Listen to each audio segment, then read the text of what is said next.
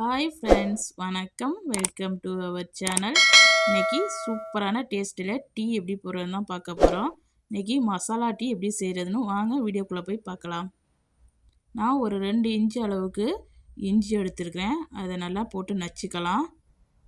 இந்த மாதிரி இஞ்சி கல்லில் போட்டு நல்லா நச்சுக்கிடுங்க. அது கூடயே ஒரு 4 ஏலக்காய் சேர்த்துக்கிறேன். இதையும் நல்லா நச்சு எடுத்துக்கலாம். 2 கிராம்பு, ஒரு சின்ன பீஸு பட்டை, இப்போ எல்லாத்தையும் சேர்த்து நல்லா நசுக்கி எடுத்துக்கோங்க.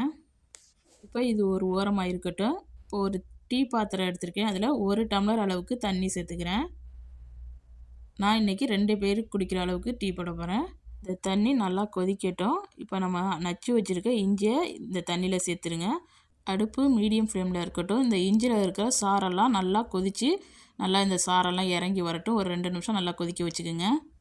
இப்போ இது கூடயே 2 நிமிஷம் கொதித்ததுக்கு பிறகு 2 டேபிள் ஸ்பூன் அளவுக்கு டீ பவுடர் சேர்த்துக்கிறேன். எந்த டீ பவுடர் வேணாலும் நீங்கள் சேர்த்துக்கலாம். உங்கள்கிட்ட இருக்கிறது எது வேணாலும் சேர்த்துக்குங்க.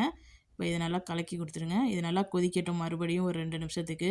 இந்த டீ பவுடரில் இருக்கிற சாயம்லாம் நல்லா இறங்கணும். அவ்வளோ நேரம் நல்லா கொதிக்க வச்சுக்கோங்க. இப்போ நல்லா சாயம்லாம் இறங்கிடுச்சு. இப்போ இது கூட நான் 2 டேபிள் ஸ்பூன் அளவுக்கு ஜீனி சேர்த்துக்கிறேன். உங்கள் டேஸ்ட்டுக்கு தகுந்த மாதிரி நீங்கள் ஜீனி சேர்த்துக்குங்க. இப்போ இந்த ஜீனி நல்லா கரைஞ்சி ஒரு கொதி வரட்டும். இப்போ நல்லா கொதிக்குது. இப்போ இந்த ஸ்டேஜில் நீங்கள் பிளாக் டீ வேணும்னா இதில் 2 டம்ளர் அளவுக்கு தண்ணி சேர்த்து தண்ணி கொதித்ததும் வடிகட்டி எடுத்துக்கலாம்.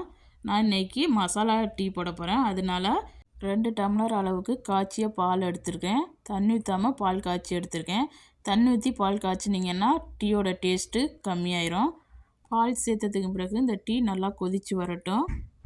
பாருங்கள், இப்போ நல்லா கொதிக்குது.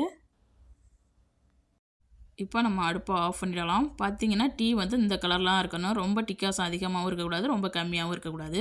இந்த மாதிரி பார்த்துக்குங்க. இப்போ இதை வடிகட்டி எடுத்துக்கலாம். இப்போ இதை வடிகட்டினதுக்கு பிறகு இதை நல்லா முறை வர்ற அளவுக்கு ஆற்றிட்டு டம்ளரில் ஊற்றிக்குங்க. அவ்வளோதான், நம்ம சுவையான மசாலா டீ சூப்பராக ரெடி ஆகிடுச்சு.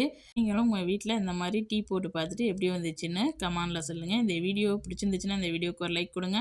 மறக்காமல் என் சேனலை சப்ஸ்கிரைப் பண்ணி வச்சுக்கோங்க. இந்த வீடியோ பார்த்த அனைவருக்கும் நன்றி.